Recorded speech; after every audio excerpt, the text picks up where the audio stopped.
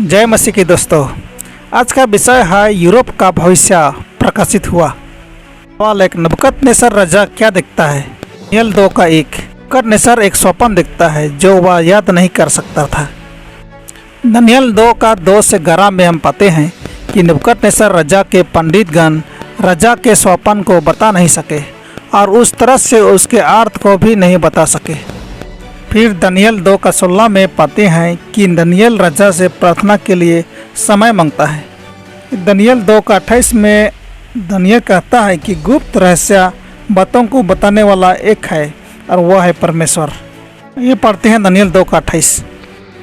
परंतु भेदों का प्रकट करने वाला परमेश्वर स्वर्ग में है और उसी ने नबूकदनेस्सर राजा को जताया है कि अंत के दिनों में क्या क्या होने वाला है। तेरा स्वप्न और जो कुछ तूने पलंग पर पड़े हुए देखा वह यह है।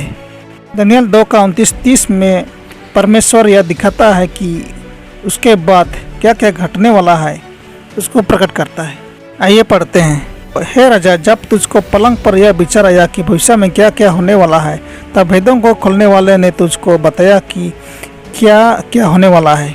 मुझ पर यह भेद इस कारण नहीं खोला गया कि मैं अन्य सब प्राणियों से अधिक बुद्धिमान हूँ, परंतु केवल इसी कारण खोला गया है कि स्वप्न का अर्थ राजा को बताया जाए और तू अपने मन के विचार समझ सके।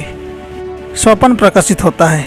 दानियेल 2 का 31 में एक बड़ी मूर्ति नबूकदनेस्सर राजा देखता है। ये पढ़ते हैं। हे राजा, जब तू देख रहा था तब एक बड़ी मूर्ति देख पड़ी और वह मूर्ति जो तेरे सामने खड़ी थी वह लंबी चौड़ी थी। उसकी चमक अनुपम थी और उसका रूप भयंकर था। दानियेल 2 का 32 से 36 में सर सोने की, छाती और भुजाएं चांदी की, जंघ पीतल की, पाँव लोहे की, पैर लोहे और मिट्टी की होती है। स्वप्न का अर्थ का बताया जाना। दोस्तों, दानियेल 2 का 36 में परमेश्वर और दानियेल हैं जो दानियेल इस प्रकार कहता है, हम अर्थ समझा देते हैं। आइए पढ़ेंगे 2:36 दानियेल का। यह स्वप्न है और अब हम उसका अर्थ राजा को समझा देते हैं। यहाँ अब हम कहता है मतलब परमेश्वर और दानियेल।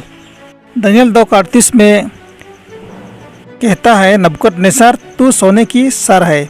बेबीलोन साम्राज्य जो 605 बीसी से 539 बीसी तक शासन किया। दानियेल 2:38 में कहता है, नबूकदनेस्सर तू सोने की सर है।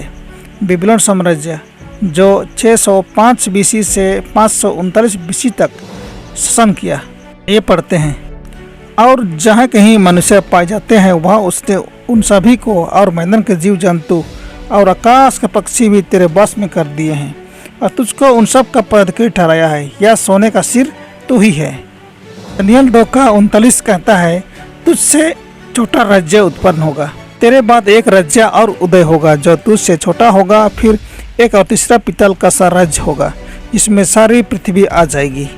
दानियेल 5 का 28, 30 और 31 में हम पढ़ने से पाएंगे कि मदी और फरसी बेबीलोनियों को उखाड़ फेंकते हैं। पेरेस अर्थात तेरा राज्य बांटकर मदियों और फरसियों को दिया गया है। 30 उसी रात कसदियों का राजा बेलशस्सर मार डाला गया।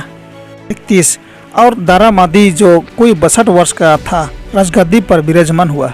यशायाह 44:27-28 को पढ़ते हैं। आइए यशायाह 44:27-28 में विचित्र भविष्यवाणी है कि क्रूसो मदी फरसियों का जनरल बेबीलोन को आक्रमण कर परमेश्वर के लोगों को स्वाधीन देता है। यह भविष्यवाणी 100 वर्ष पहले की गई थी। पढ़ते हैं। जो गहरे जल से कहता है तू सूख जा, मैं तेरी नदियों को सुखाऊंगा। जो क्रूसो के विषय में कहता है वह मेरा ठहराया हुआ चरवाहा है और मेरी इच्छा पूरी करेगा। यरूशलेम के विषय कहता है वह बसाई जाएगी और मंदिर के विषय की तेरी नींव डाली जाएगी। दानियेल 2 का 39 का आखिरी भाग में दूसरी एक पीतल की राज्य आती है। तेरे बाद एक राज्य उदय होगा जो तुझसे छोटा होगा। फिर एक और तीसरा पीतल का सा राज्य होगा जिसमें सारी पृथ्वी आ जाएगी। दानियेल 8 का 20 और 21 में पढ़ने से पाएंगे, ग्रीस मदी फरसी को हराया।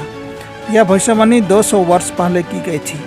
मदी और फरसी 539 बीसी से 331 बीसी तक शासन किया। ग्रीस लोग 331 से 168 एडी तक शासन किए। दानियेल 2:41 में कहता है, साम्राज्य विभाजित हो जाएगी। रोम जो विभाजित हुआ था वह कुछ भाग मजबूत और कुछ भाग टूटा हुआ होगा। पढ़ते हैं दानियल 2:41। और तूने जो मूर्ति के पाँव और उनकी उंगलियों का देखा, जो कुछ कुम्हार की मिट्टी की और कुछ लोहे की थी, इससे वह चौथा रज्जा बटा हुआ होगा, तो भी उसमें लोहे का सा कड़ापन रहेगा, जिसे तूने तो कुम्हार की मिट्टी के संग लोहा भी मिला हुआ देखा था। दानियल 2:43 में कहता है, यूरोप के राजाओं और रानियाँ विवाह बंधन, राजनीति, साजिश या युद्ध के जरिए साम्राज्यों को एकता में लाने की कोशिश किए थे। दानियल 2:43।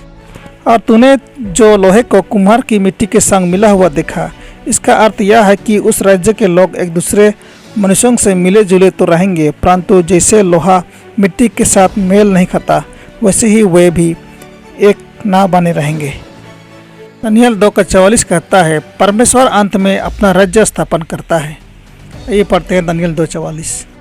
और उन राजाओं के दिनों में स्वर्ग का परमेश्वर एक ऐसा राज्य उदय करेगा जो अनंत काल तक ना टूटेगा और ना वह किसी दूसरी जाति के हाथ में किया जाएगा, वरन वह उन सब राज्यों को चूर चूर करेगा और उनका अंत कर डालेगा और वह सदा स्थिर रहेगा। दानियल 2:45 कहता है, जो चट्टान बिन हाथ के कटे निकला हुआ वह यीशु का राज्य है। आइए पढ़ेंगे दानियल 2:45। जैसा तूने देखा कि एक पत्थर किसी के हाथ के बिन खोदे पहाड़ में से उखड़ा और उसने लोहे, पित्तल, मिट्टी, चांदी और सोने को चूर चूर किया, इसी रीति महान परमेश्वर ने राजा को जताया है कि इसके बाद क्या क्या होने वाला है। न स्वपन में और न उसके अर्थ में कुछ संदेह है। भजन संहिता 2:8 और 9 में कहता है, मूर्ति पूजक लोग टुकड़े टुकड़े हो जाएंगे। पढ़ते हैं भजन संहिता 2:8 और 9। मुझसे मांग और मैं जाति के लोगों को तेरी संपत्ति होने के लिए और दूर दूर के देशों को तेरी निज भूमि बनने के लिए दे दूंगा। तो उन्हें लोहे के डंडे से टुकड़े टुकड़े करेगा, तो कुम्हार के बर्तन के समान उन्हें चकनाचूर कर डालेगा। तीतुस का 2:11 से 13 कहता है, धनिया, आशा और महिमा दिखाई देता है, अर्थात परमेश्वर का राज्य दिखाई देता है। ये पढ़ते हैं तीतुस 2:11 से 13। क्योंकि परमेश्वर का अनुग्रह प्रकट है, जो सब मनुष्यों में उद्धार लाने में सक्षम है, और हमें चिताता है कि हम अभक्ति और सांसारिक अभिलाषाओं से मन फेर कर इस युग में संयम और धार्मिकता से और भक्ति से जीवन बिताएं और उस धन्य आशा की, अर्थात अपने महान परमेश्वर और उद्धारकर्ता यीशु मसीह की महिमा के प्रकट होने की प्रतीक्षा करते हैं। तो यही हमारा धन्य आशा है। परमेश्वर आपको आशीष दे। आमीन।